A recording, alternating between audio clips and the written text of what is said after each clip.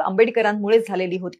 त्याचं झालं असं होतं की स्वातंत्र्यपूर्व भारतामध्ये वीज खासगी कंपन्यांच्या ताब्यात होती. दरम्यानच्या काळात बाबासाहेबांनी स्वस्त आणि सातत्यपूर्ण वीज सगळ्यांना मिळायला हवी असा आग्रह धरला. शिवाय आपल्याकडील उत्पादकता आणि जीवनमान सुधारण्यासाठी भारतात स्वस्त वीज गरजेची आहे असं बाबासाहेबांचं ठाम मत होतं. त्यासाठी त्यांनी 1942 मध्ये जलसंपदा मंत्री असताना त्यांच्या हातात ऊर्जा विभाग आला. तेव्हा त्यांनी प्रत्येक राज्यात स्वतंत्र विद्युत मंडळाची संकल्पना मांडली.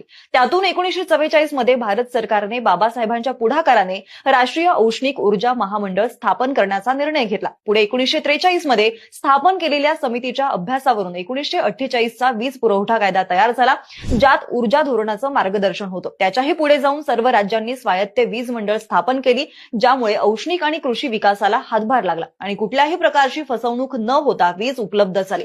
त्यामुळे महाराष्ट्र राज्य वीज मंडळ ते महावितरण हा बाबासाहेब आंबेडकर यांचा परिपाक आहे.